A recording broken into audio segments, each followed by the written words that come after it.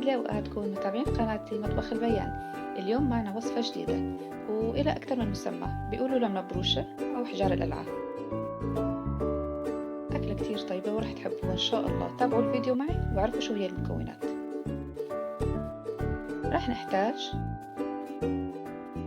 شوية عين الجمل أو جوز وعنب مجفف، اختيارية طبعا، وكيلو طحين ومربى حسب الحاجة. أنا رح أحتاج نص كيلو، كاس سمنة، كاس مي، وكاس ونص سكر، وثلاث بيضات، وزر فانيلا تقريبا ملعقة صغيرة، وملعقة كبيرة بكنغ بودر.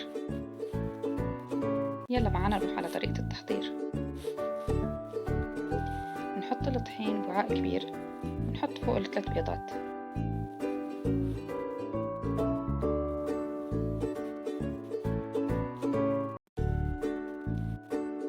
نخفقهم ونضيف كاس المي وكاس السمنة،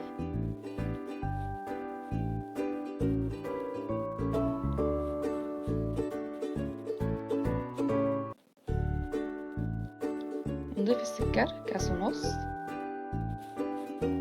ونعجنهم كتير منيح. أنا كنت رح أنسى الفانيليا والبيكنج بودر، بس منيح إني تذكرت.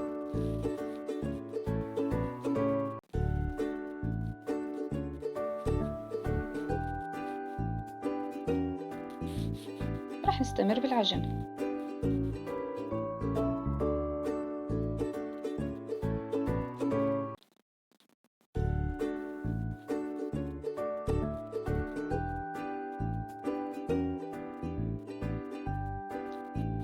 ورح نضل نعجن لحتى تلتم معنا العجينة.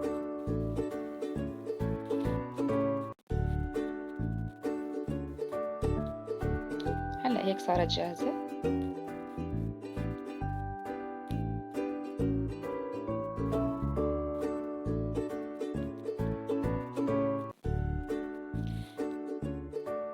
وراح اتركها ترتاح حوالي 10 دقايق او ربع ساعة.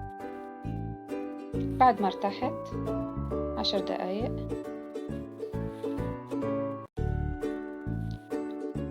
انا راح ادعكها وراح اقسمها نصين. نص راح احطه بسفل الصينية، والنص الثاني راح ابرشه فوق الصينية، يعني فوق طبقة المربى.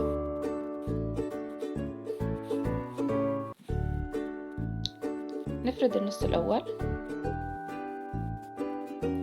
ونمده بالصينية بهذا الشكل.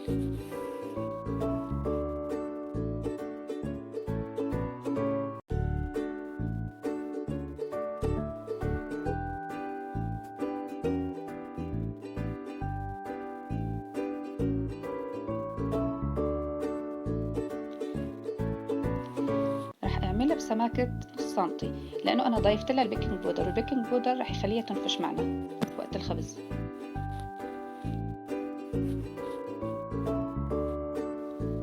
راح اعلي الاطراف بس مشان المربى ما بيلزق بالصينية.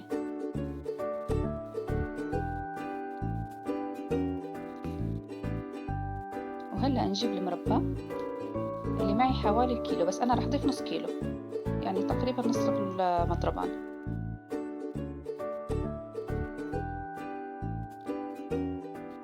وبمده على كل الصينية.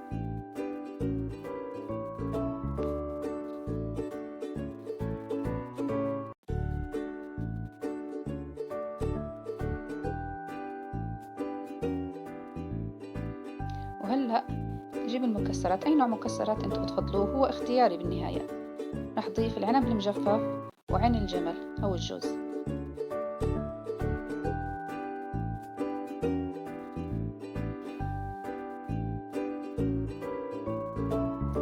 هلأ رح نوصل للمرحلة قبل النهائية وهي البرش.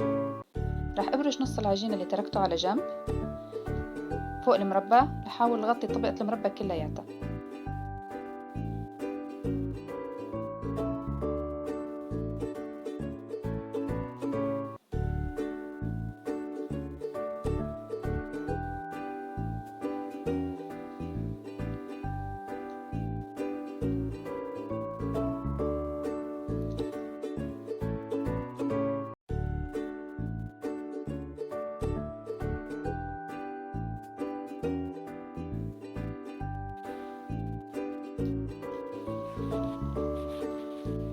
هيك تقريبا رح أخلص كل العجينة.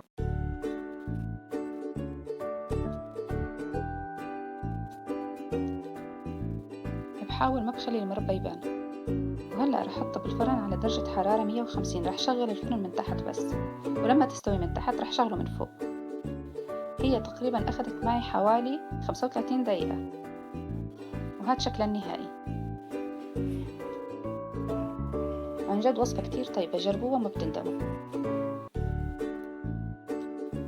وإذا عجبكم الفيديو لا تنسونا باللايك والشير وفعلوا الجرس ليصلكم كل شي جديد.